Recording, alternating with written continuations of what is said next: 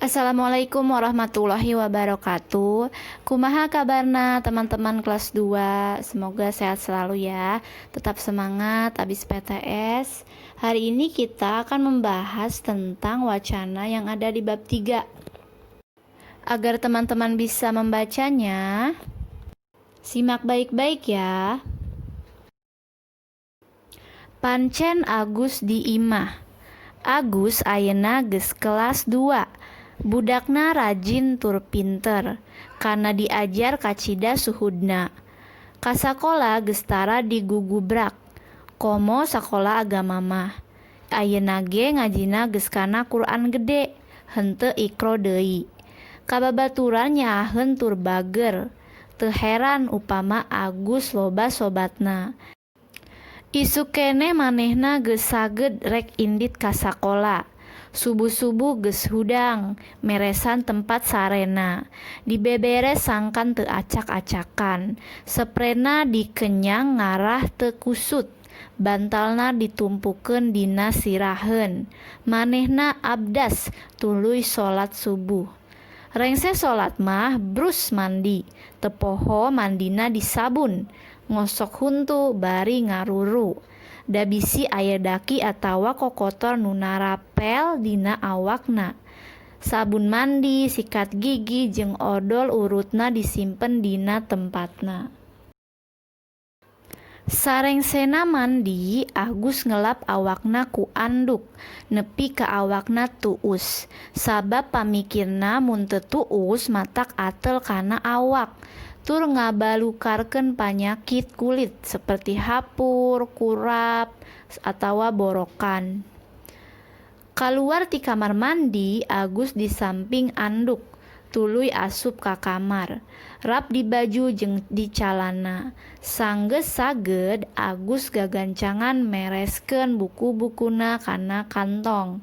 Dipariksa hiji-hiji, bisi aya pancen ti sakola nu tacan kapi gawe, atawa bisi aya buku pelajaran poe eta nu teu kabawa.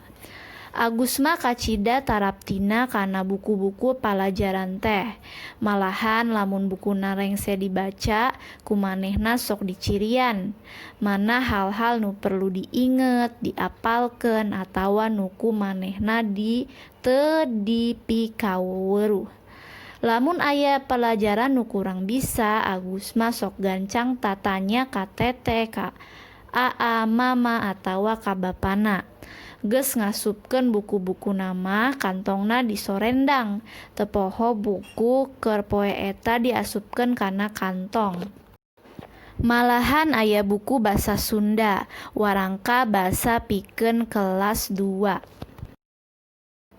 Agus mah resep pisan kana eta buku teh, sabab gancang pisan ngartina, jeung basana teu pati hese. Pikeun pantaran manehna mah kabeneran poe eta aya pangajaran basa Sunda. Malahan poe eta teh aya pancen anu kudu direngsekeun di imah. Tapi untungna pancen teh ku Agus rengse dipigawe. Anu jadi pancen utama Agus mah nyaeta diajarna kudu getol ulah kedul. Sangkan Agus pinter. Mun pinter mah nilai rapot jadi alus. Tungtung tahun naik kelas kalawan nyugemakeun sarta cita-citana hayang jadi dokter. Bisa kahontal. Di bumina Agus gaduh pancen salian ti diajar, nyaeta maraban hayam kukutanana. Hayam kukutan Agus kabehna aya 10. Jalu jeung bikangna, nu ngaran si Rendei. Katambah 8 anak hayamna. Anak hayamna lalucu jeung lalindek naker. Lamun disamperkeun ku Agus sok gancang ngariung kana sukuna. Meureun maksudna mah hayang diparab deui. Hayamna ditempatkeun di tukangan imah, kandangna beresi tur hegar, sabab unggal minggu ku Agus jeung bapana sok diberesihan. Kandangna dicet make apu, atuh sabudeureun kandangna. Di pager kawat mani rekep pisan. Jadi hayam teh moal bisa ngencar, komo lamun aya nu maling mah. Ari Agilang mah ka papancenna nyapuan pakarangan sareng micen runtah kajarian. Da pakarangan imah Agus mah lega tur loba tangkal bungbuahan. Aya tangkal nangka, rambutan jeung buah gedong. Ari ditepasna loba pot-pot kembang. Teh Vera mah ka papancenan sasapu di jero imah, ngepel sareng nyeuseuh. Tah kitu pancen tilu sadulur teh anu aya di imah Agus. Atuh dina migawena henteu pahiri-hiri atawa aing-aingan. Estu babarengan dina migawe pancenna. Eta tadi wacana pancen Agus di imah. Untuk artinya teman-teman bisa lihat di samping secara jelas. Di sini Miss Iva mau menjelaskan secara singkatnya ya atau intinya. Tugas Agus di rumah. Agus sekarang kelas 2 teman-teman. Dia anak yang rajin dan pintar. Dia juga pergi sekolah tidak harus disuruh lagi.